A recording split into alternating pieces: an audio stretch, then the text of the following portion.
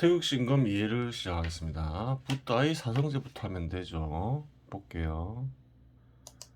그러면 이제 붓다의 사성제를 태극신검에 입각하여 살펴보겠습니다. 그 다음에 좀 말을 추가하죠. 인간은 대체로 고통을 피하고 쾌락을 누리고자 합니다. 즉 고통을 피하고 쾌락을 누리고자 하는 인간의 속성을 이해해야 인간에게 부여된 참된 뜻을 얻을 수 있습니다. 그래요.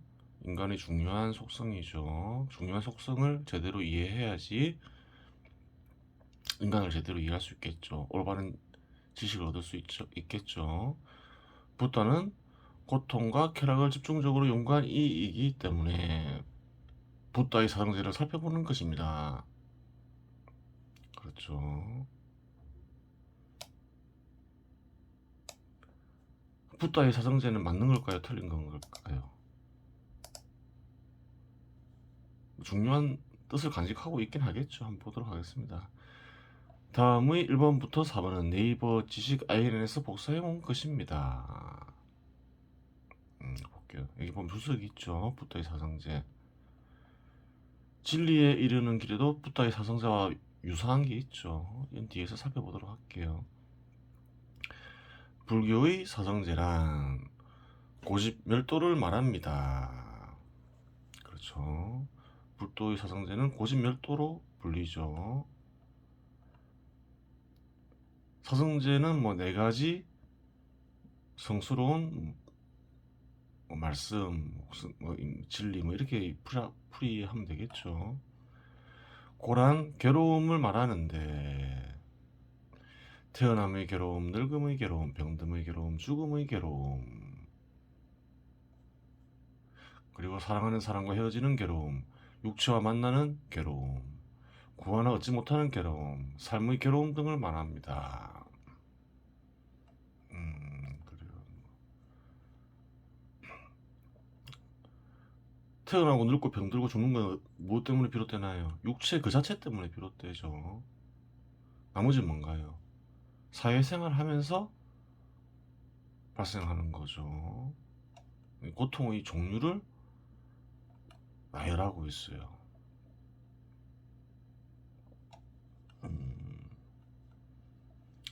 이렇게 나열도 하는데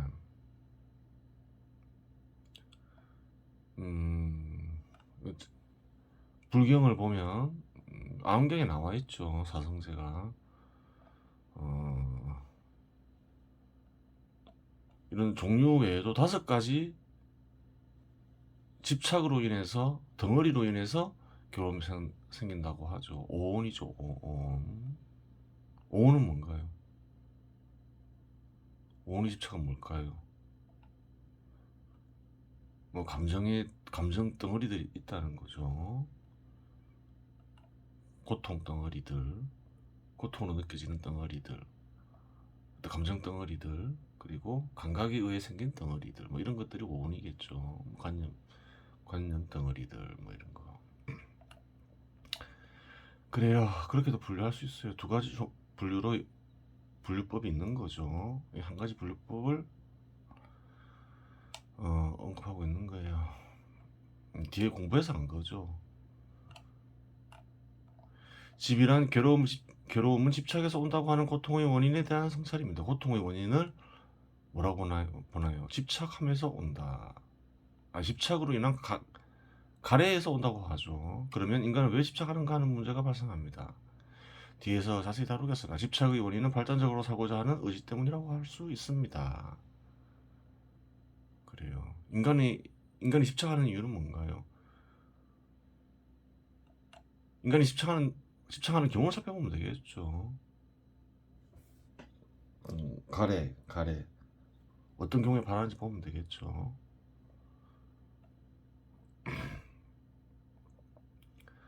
열이란 고통이 없는 열반을 말합니다.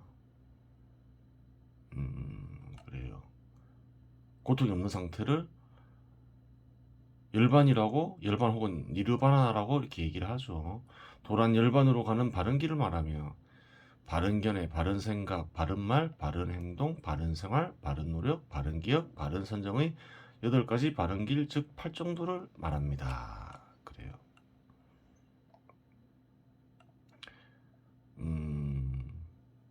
1, 2, 3번이 맞는지 안 맞는지는 한번 검토를 해봐야 되겠죠. 4번은 어떤가요? 형식은 맞겠죠. 예를 들어서 바른 견해를 가져야 되겠죠. 근데 바른 견해, 무엇이 또 바른 견해냐, 이런 게 있겠죠. 무엇이 바른 생각인가, 뭐 이런 게 있는 거예요. 그래요. 사성제는 이렇게 보면 돼요. 이 사성제를 익힌다 해서 고통에서 벗어날 수 있다, 그렇게 보면 안 돼요. 근데 왜 그럴까요? 고통과 쾌락을 인간인 이상 피할 수가 없다는 거예요. 예전에 영혼을 얘기했죠. 혼으로 인해서, 육체로 인해서 혼이 생긴다 했죠. 그러하기에 고통과 쾌락은 항상 다른다. 육체는 항상 고통과 쾌락을 일으키죠. 그렇기 때문에 그런 거예요. 고통을 느끼지 않으면 안 되죠. 필요하기 때문에 꼭 있는, 필요하기 때문에 반드시 존재하는 거예요. 없을 수가 없는 거예요. 예를 들어서 배고픈데 식욕을 느끼지 못하면, 음식에 대한 가래가 없으면 어떻게 되나요? 죽잖아요. 그래요. 붓다는 어떻게 보고 있나요? 고통을 나쁜 것으로 보고 있는 거죠. 고통이나 쾌락은 나쁜 게 아니에요. 필요하기 때문에 있는 거예요. 하여간 또 보겠습니다. 그 다음에 고를 분석해보면 세상에서 인간의 고통에는 어떠한 것들이 있나를 분석한 것이지요. 즉 고통의 원인을 찾아본 것이지요. 1, 2, 3, 4는 인간이 생물적 속성 때문에 존재하는 것이고 5, 6, 7, 8은 인간이 사회적 존재이기 때문에 존재하는 것이지요. 그는 자체는 고통인 것도 고통이 아닌 것도 아니지요. 그냥 존재하는 것일 뿐이지요. 그래요. 예전에 인간의 욕망에 대해서 분석해봤죠. 욕망은 왜 생길까요? 고통과 쾌락 때문에 생기는 거죠. 그래요. 생존 욕구, 식욕이 있죠. 식욕이 없으면 어떻게 되나요? 죽겠죠. 배설욕도 마찬가지고, 휴식하려는 욕구도 마찬가지죠. 수면욕도 마찬가지고. 그래요. 원하지 않더라도 이런 것들은 고통과 쾌락을 수반한다는 거예요. 인간이 생물인 이상. 육체를 보호하고자 하는 욕구, 이것도 생존 욕구죠. 이런 욕구가 없으면 안 되죠. 성욕, 놀고 싶어 하는 욕망, 일하고자 하는 의지. 그래요. 성욕, 놀고 싶어 하는 욕망 역시 생물이기 때문에, 생물 중에서 동물이기 때문에 발생하는 거죠. 신체를 가지고 있는 이상 이런 욕망은 절로 생기는 거예요. 인간이 사회적 생활하면서 어떤 욕망이 생기나요? 소득을 증가시키고자 하는 욕망, 부를 얻고 증가시키고자 하는 욕망, 이런 게 생기는 거죠. 사회생활하면서 명예를 얻고자 하는 욕망, 권력을 얻고자 하는 욕망, 이런 것도 생기는 거예요. 또 어떤 욕망이 있을까요? 어떤 특정인을 사랑하고자 하는 욕망, 그것이 이성이 아니더라도 그런 욕망도 있는 거죠. 인간이기 때문에. 그것 역시 사회생활하는 인간이기 때문에 생기는 욕망이라 볼 수도 있겠죠. 그래요.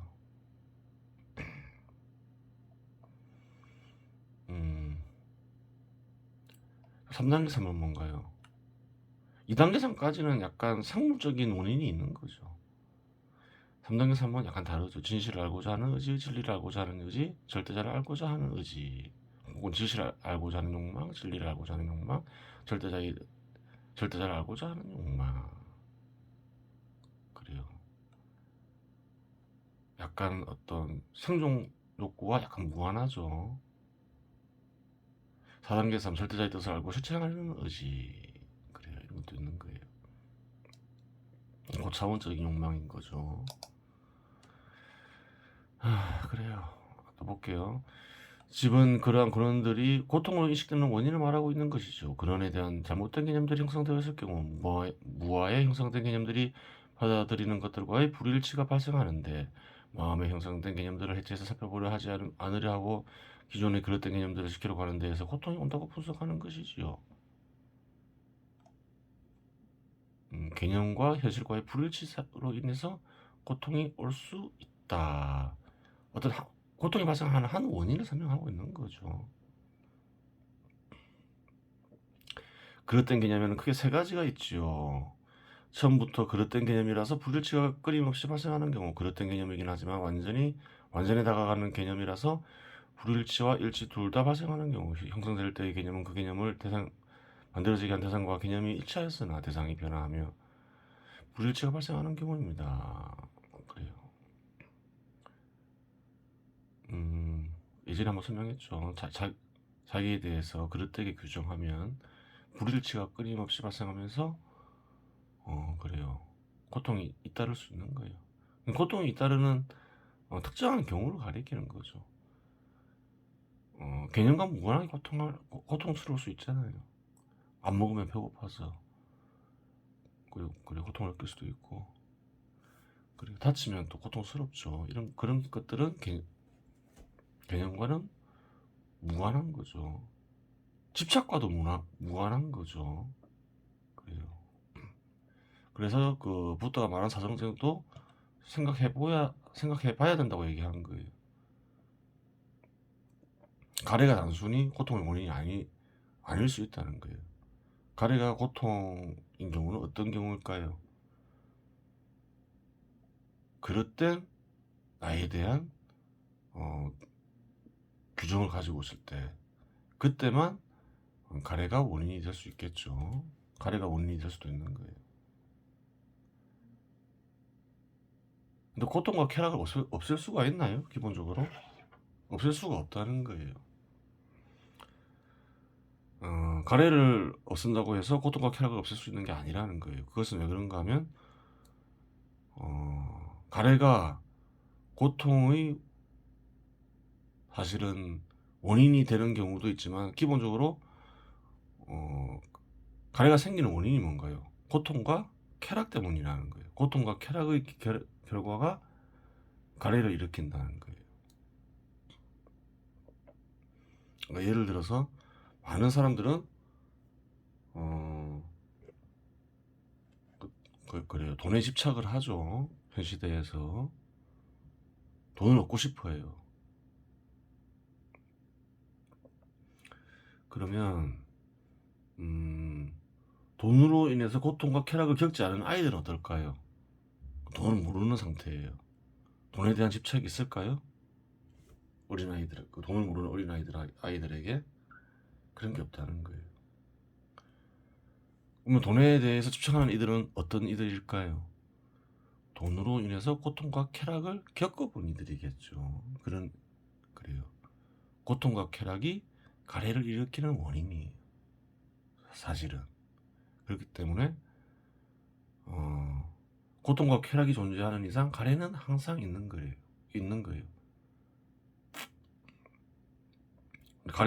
가래를 소멸시킨다고 해서 고통과 쾌락을 없앨 수 없다는 거예요. 반면에 고통과 쾌락이 존재하는 이상 가래를 없앨 수 없다는 거예요.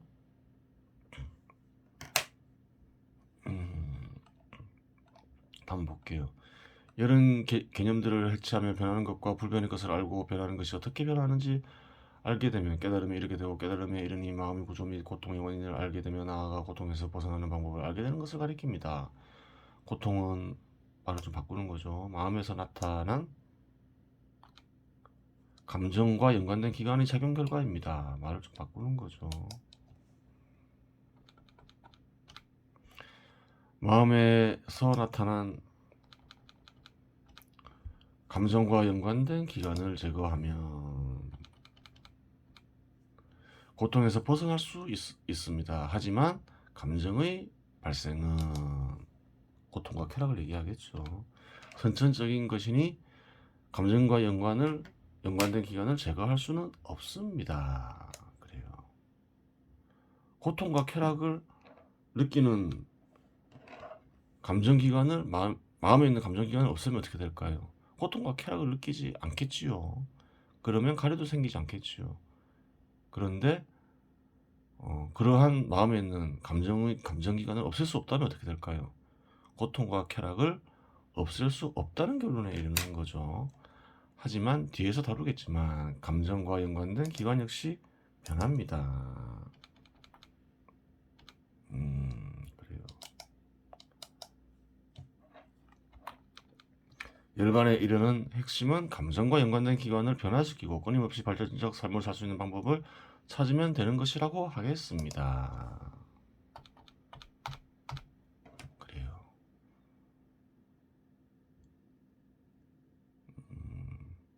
그래요. 감정 기관을 변화시키는 게 핵심이 되겠죠. 어떻게? 신과 같이 변화시키면 되는 거죠.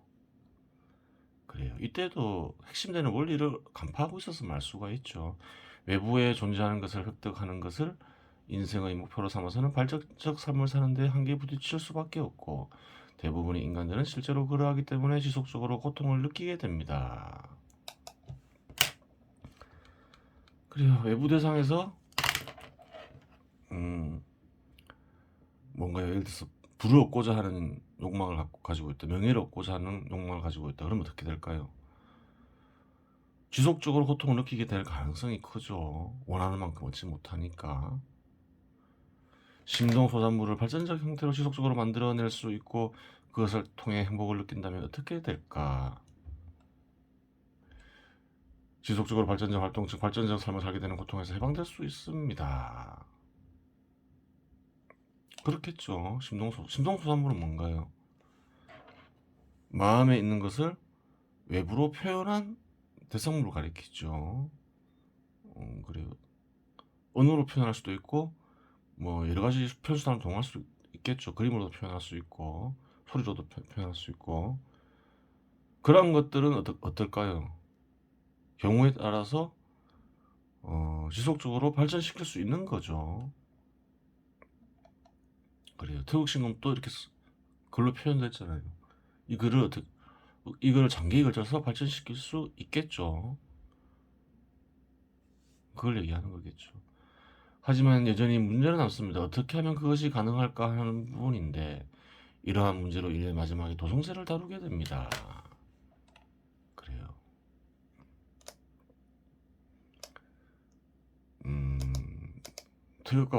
태극신공과 같은 이런 외부로 표출된 신동소산물을 어떻게 하면 발전시킬 수 있을까 이렇게 생각해 볼 수도 있는 거겠죠.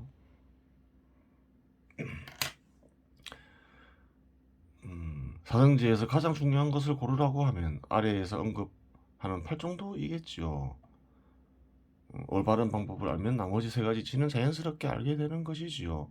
불완전한 방법이라고 하더라도 이미 붓다에 의해 언급되어 있으니 위 세 가지를 깨우치는 것은 어려운 것은 아니지요. 하지만 올바른 방법을 알아야 세상을 제대로 이해할 수 있고 절대자와 합의를 할 수 있으니 올바른 방법이야말로 중요한 것이고 어려운 것이지요.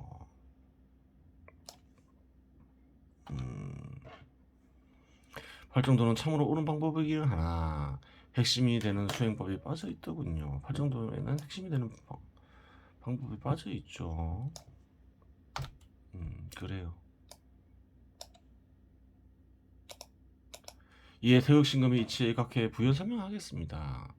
핵심이 되는 수행법을 붓다가 언급하긴 했지만 팔정도에는 빠져 있어요. 바른 견해.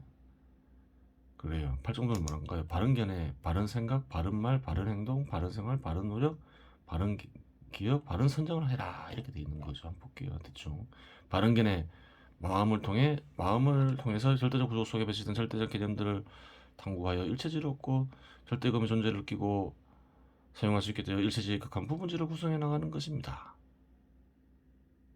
진리를 얻어라. 일체 속에서 진리를 얻어라. 이렇게 얘기하고 있는 거죠. 이것이 진정한 바른 견해인 거죠. 팔정도에서 나오는 구체적 내용은 생각할 필요 없어요. 바른 견해를 얻어야 한다. 이것만 알면 되는 거예요. 사리부라 나도 지금 그와 같아서 모든 중생은 여러 가지 욕심과 마음에 깊이 집착함이 있음을 알고 그 본성에 따라 가지가지 인연 비유 언사 방편임으로 법을 설하는 것이니라. 사리부라. 이렇게 하면 모두 하나의 불승으로 일체 종지를 얻게 하려는 것이니라. 사리부라. 시방세계 이승이 업건을 한 몸이나 삼성이 있을까 보냐. 여러 가지 방법을 언급하지만 대부분 다 방편이라는 거죠. 사실은 한 가지 길밖에 없다는 거죠. 그래요. 일체 속에서 그래요. 진리를 바라본다. 그렇게 되는 거죠. 그렇죠. 어떻게 그게 가능하냐? 핵심이 여기서도 핵심이 남아 있는 건 아니죠. 핵심 이게 핵심이겠죠. 절대자의 마음은 일체겠죠. 가려져 있겠죠. 안 보이겠죠. 그 욕망으로 가득한 마음으로 인해서 인간의. 하지만 합의라면 어떻게 될까요? 어느 정도 일체가 윤곽이 구체적으로 나타나진 않지만 어느 정도 드러나는 거죠. 그리고 어떤 집중된 뜻이 인간의 마음에 나타나겠죠. 그래요. 이걸 키우면서 그래요. 그렇게 하는 거예요. 이게 핵심이겠죠. 이걸 키우면서 나가는 거죠. 전체를 어느 정도 감지하면서 드러난 뜻을 키우는 것이겠지요. 그걸 가리키겠죠. 바른 생각, 받아들여진 것과 개념의 불일치가 발생하면 개념을 해체하고 개념 속에 있는 뜻과 사상과의 관계를 살피고 새로운 찾은 뜻이나 발전된 뜻으로 개념들을 만들고 개념들에 이어 올바른 문장을 만들어 나가는 것입니다. 또한 이것은 정사유이기도 하고 삼매의 온전한 형태이기도 합니다. 삼매의 깊이는 신검의 절대감과의 결합 정도와 마음의 몸 수준이 얼마나 강화되어 있느냐에 따라 사람마다 다릅니다. 그래요. 마음의 몸보다는 또 영혼이란 말이 영혼이라고 쓰는 게 더 정확하겠죠. 주석에 나와 있죠. 1번과 2번은 뭔가요? 진리와 진실을 얻어라 이렇게 얘기할 수 있는 거죠. 그래요. 또 볼게요. 바른 말, 바른 생각으로 만들어진 바른 개념에 입각한 말을 사용하는 것입니다. 좀 더 깊이 들어가면 삼매우 뜻이 생기고 개념이 생기면 단어가 생기고 문장이 생기게 됩니다. 이때 고르는 단어는 가장 적절한 단어가 되어 뜻을 가능한 명확하게 전달할 수 있는 단어여야 할 것입니다. 기존의 단어가 여러 해석을 할 수 있다면 본인이 깨달은 정도만 그 단어에 규정해야 할 것입니다. 올바른 언어 사용은 절대자의 창조와 파멸작용을 활성화하여 더 높은 경지로 이끄는 효험이 있습니다. 그래요. 이것은 결단하는 마음의 자세가 필요합니다. 또 이렇게 써놨죠. 그래요. 바르게 생각해서 바른 결론을 얻으라는 거예요. 정업, 바른 생각으로 만들어진 개념, 즉 참된 지에 입각한 행동을 말하는 것입니다. 참된 지는 뒤에서 별도로 다루도록 하겠습니다. 올바른 행동 역시 절대자의 창조와 파멸작용을 활성화하여 더 높은 경지를 이끄는 효험이 있습니다. 3번과 4번은 뭔가요? 진리와 진실을 얻고 그래요. 그것에 입각해서 말하고 행동해라 이렇게 볼 수 있는 거죠. 바른 생활도 마찬가지겠죠.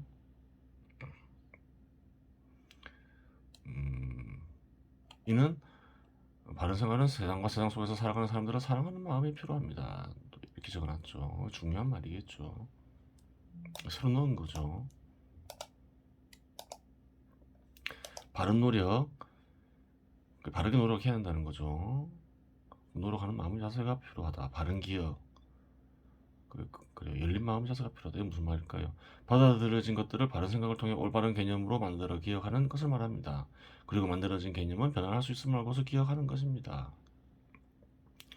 그래요. 바른 지력기 위해서는 바른 기억을 가지겠다는 생각이 중요한 거죠. 그래야지 그릇된 기억들을 버릴 수가 있잖아요. 그래요. 그 열린 마음의 자세가 필요한 거죠. 언제든지 버려야 되겠죠. 그릇된 것은. 바른 선적, 태극신금에 입각하여 신금법을 펼치면 됩니다. 그래요. 태극신검이라 했지만 올바른 선정 방법은 한 가지밖에 없기 때문에 그렇겠죠. 여기서 태극신검에 입각한 세 가지 마음의 자세가 도출됩니다. 절대자와 진리 나아가 진실을 사랑하여라. 사랑과 노력 속에서 살아가는 사람들을 사랑하여라. 이 두 가지가 중요하겠죠. 이 두 가지가 제대로 되면 나머지 세 가지는 절로 되겠죠. 사랑하는 만큼 노력하게 되는 거고, 진리와 진실을 알고자 하니까 열린 마음이 생기는 거고, 그래요. 진리와 진실은 절대자의 뜻이기도 하니 단호하게 결단하게 되겠죠. 망설임이 없겠죠. 삼면은 인간이라면 누구나 가능합니다. 선천적으로 능한 사람도 있지요. 하지만 삼면에 능한 사람이 선한 사람은 아니지요. 거기에다가 그러한 사람이 신경까지 활용하는 사람이라면 그가 쓴 언어를 접하는 순간 그 글을 읽는 사람은 그 글의 힘에 끌려 삼면에 접어들며 그의 언어에 담긴 뜻과 이어지게 되고 그의 강인한 정신력에 지배당하게 됩니다. 선천적으로 삼면에 능한 사람도 있어요. 선악과 무관하게. 삼매를 행하며 언어를 해체한다는 것은 그 언어를 행한 존재와 뜻으로 이어지는 것이기 때문입니다. 하지만 태극신금이 조금이라도 있겠다면 그러한 걱정을 안 해도 됩니다. 태극신금에 담긴 뜻이 악령으로부터 보호 역할을 해줄 것이기 때문입니다. 그렇게 적어놨죠. 그래요. 사성제를 살펴봤어요. 또 다른 게 있다 했다고 했죠. 사성제를 생각하면서 나온 것이기도 하겠죠. 붓다의 사정제를 수정 보완하여 다음과 같은 말을 진리에 이르는 길에 남겨놓았다. 이를 감정기관에서 고통은 비롯된다. 고통은 육체의 손상으로 인한 고통과 마음에서 비롯되는 고통이 있는데 마음에서 비롯되는 고통은 가래와 가래의 미시련에 비롯된다. 가래는 선천적인 것으로 제거할 수 없으며 진리에 이르는 길에서는 제거할 수 없다라고 얘기하고 있죠. 앞에서 설명했죠. 그 자체에 선과 악이 있는 것은 아니다. 고로 진리 속에서 가래를 실현할 행위를 찾으며 그러한 행위를 찾으면 그러한 행위를 실천하고 실현하며 살아가면 된다. 그래요. 참된 뜻을 찾아서 실천하며 살아가면 된다는 거예요. 고통과 쾌락을 고통에서 벗어나려 하지 말라는 거예요. 진리 속에서 가래를 실현할 행위를 찾기 위해서는 다음과 같은 이치를 알고 다음과 같은 이치에 갖게 살아야 한다. 외단을 이용하여 마음을 살피는 시간을 행하라. 어려운 말이죠. 외단은 뭔가요? 절대자의 뜻이 간직된 글이나 말, 소리, 뭐 그림 같은 게 되겠죠. 이것은 비밀의 방법인 거죠. 원래는 절대자의 뜻을 절로 드러나게 하기가 쉬울까요, 어려울까요? 어렵겠죠. 어려울 수 있는 거죠. 가장 쉬운 길은 뭔가요? 외부에 표현된 절대자의 뜻이 간직된 말이나 표현 대상을 마음에 가져다 놓는 거죠. 그러면 쉽게 절대자의 뜻이 생길 수 있겠죠, 마음에서. 그래요. 그게 외단을 이용하는 방법인 거예요. 그래요. 이제 선점 8기검에 대해서 살펴보겠습니다. 여기서는 선점 8기를 이용하되 회피와 공격 동작을 함께 살펴봅니다. 부득이하게 막는 동작도 필요하겠지만 태극신검에서 궁극적으로 추구하는 동작은 회피 동작과 공격 동작 두 가지입니다. 무슨 말인가요? 막으면 어떻게 되나요? 막는 이도 뭔가 손상을 입게 되죠. 피할 수 있다면 어떤가요? 피하면서 공격하는 게 제일 좋죠. 막으면 손상을 입게 되고 또 막으려면 손발을 이용해야 되니까 손발을 사용할 수 없게 되는 거죠. 근데 피할 수 있다면 손발을 사용할 수 있잖아요. 그걸 얘기하는 거죠. 효과적으로 대응할 수 있다는 거죠. 머리와 발을 축으로 선점 8개 두 개를 두릅니다. 두 개의 선점 8개 모두 머리에는 이어진 선 3개가 자리 잡으며 발에는 끊어진 선 3개가 자리 잡습니다. 두 개의 선점 8개 모두 선점 8개 세 번째 개가 몸 정면에 오도록 회전시킵니다. 예전에 많이 했던 거죠. 선점 8개 세 번째 개가 몸 정면에 오게 하고 가로로 세우는 거죠. 8개의 개들은 땅과의 각도가 90도가 되도록 세웁니다. 각 8개의 각개는 가로로 세울 수도 있고 세로로 세울 수도 있는데 우선 가로로 세웁니다. 발은 어깨 넓이만큼 벌린 뒤 발끝의 각도가 양발 뒤꿈치를 축으로 45도 정도 되게 놓습니다. 그리고 앞에서 계속 언급했던 내용이죠. 선천 8개 1은 상대방의 공격 경로로 보고 회피 동작에 유용하고 선천 8개 2는 회피 뒤 공격하는 데 유용합니다.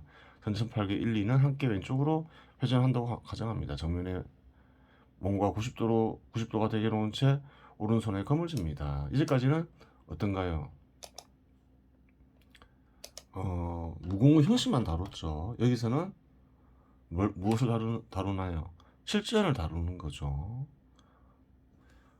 선천팔계 1, 2를 왼쪽으로 45도 회전시킵니다. 선천팔계 1의 두 번째 개 윗선 중앙으로 상대방이 거미 지르며 들어옵니다. 그래요.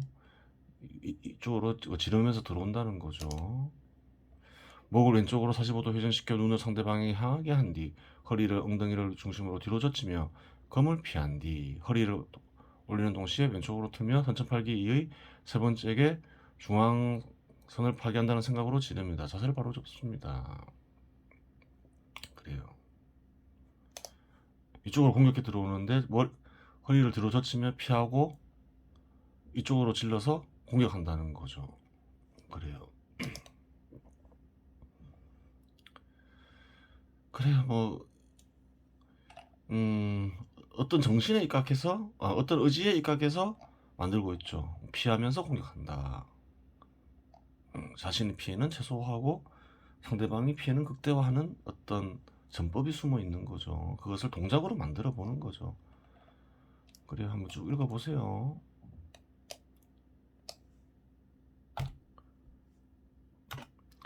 선천팔기권 역시 회피와 공격 동작을 생각하며 자유롭게 만들면 됩니다. 태극신금은 사유무학이며 무형의 무학이며 마음의 무학입니다. 따라서 몸이 불편하더라도 얼마든지 무용을 만들고 펼칠 수 있습니다.